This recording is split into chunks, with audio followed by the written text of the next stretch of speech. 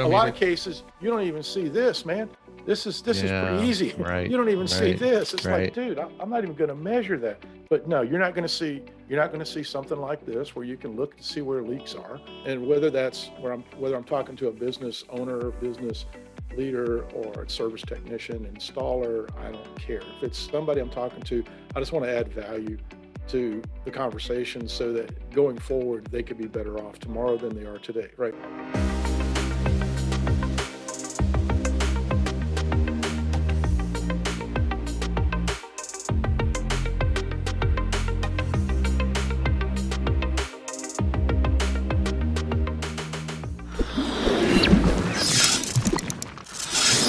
Found your quote on your LinkedIn profile, and I just want to read it back to you because I think it's great. And I have a question here for you once I read it, because I just love this.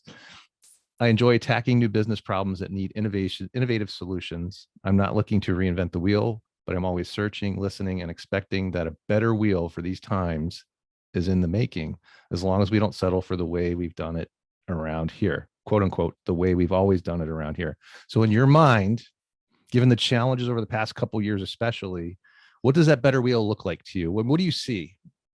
Really, really cool question. And I'm sorry I wrote that now. It's great though. You got to no, it's true. Use it's it. true.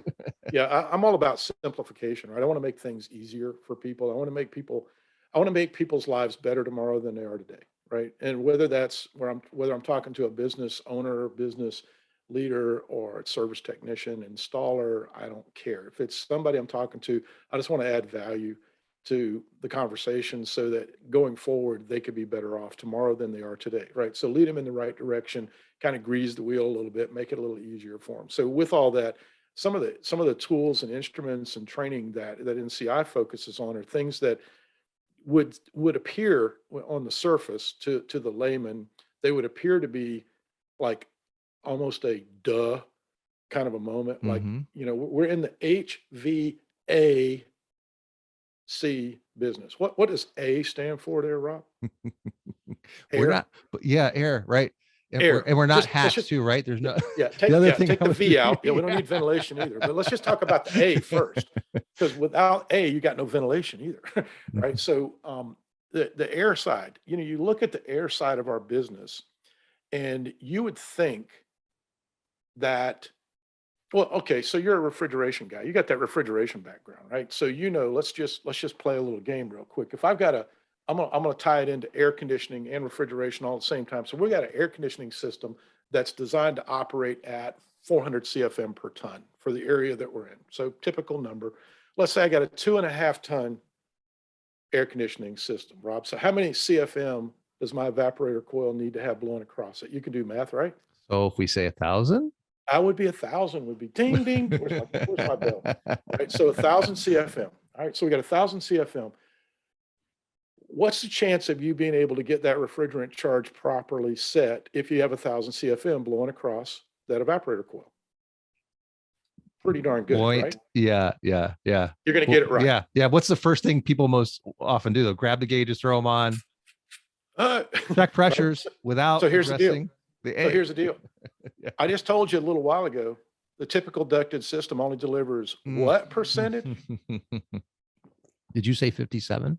57%. All right. So what if you only had 570 CFM blowing across that evaporator coil, Mr. Refrigeration Mechanic? Well, you get a really good dehumidifier first, and then you're going to get a block of ice and no air second or third.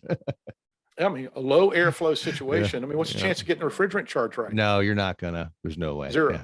Zero chance, right? Yeah. But you're exactly right. What we do, because where'd we come from? We came from a training program that was focused on the equipment, and there were assumptions that are made that the equipment is operating as designed, right? It's operating in a condition that's as designed. Well, guess what? There's no way that the majority of installs are installed as designed, as the manufacturer designed to operate. Because think about this, and this is an interesting question. When you look at the group of people across North America, let's say, so since this is the ducted world, and a lot of people don't realize that's really most ducted HVAC systems only exist in our market. in the North American market. They don't exist overseas because how do you put a duct system in a castle? I mean, come on. Mm-hmm. But think about this. If 57% of the rated capacity is what we're seeing, and you think about who as a group of buyers buys more complete systems based on that definition I gave you a little while ago with grills and registers all the way back to equipment, as a group, home builders actually buy more HVAC systems than anyone else. Home builders, Interesting right? point. Yes. Okay. So what's the motivation for most home builders when they hire the heating and air guy?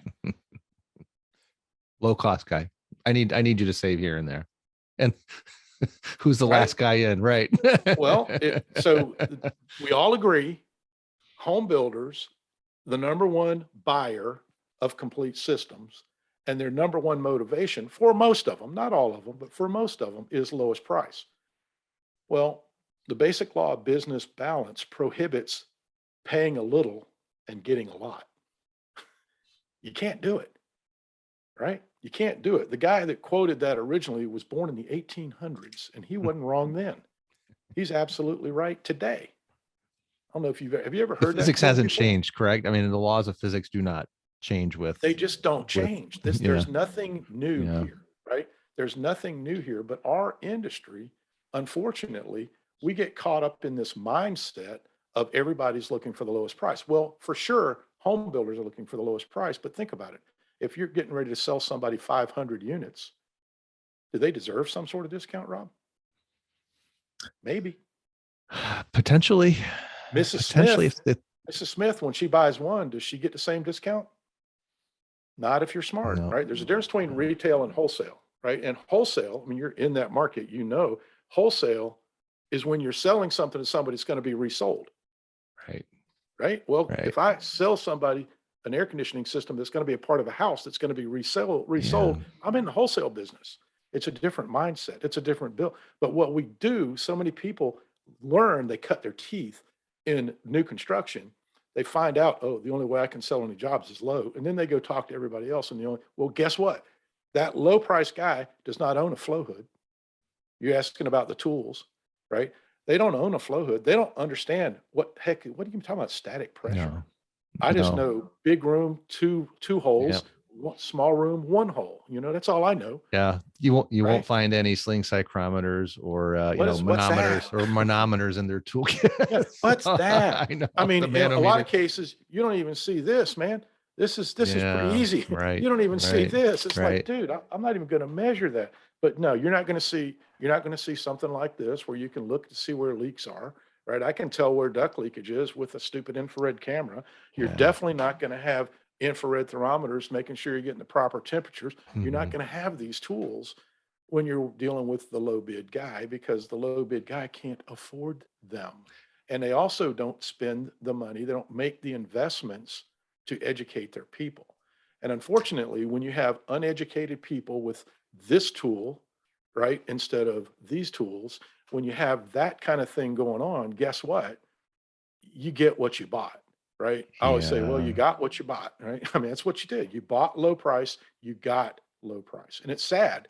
So It, what a lot of us do, and what we did in my dad's business, is we made more money fixing the messes that were left behind by the residential new construction world than in anything. We made a really good living building a business based on taking care of safety, health, comfort, and efficiency issues that are going on as a result of improper installation practices.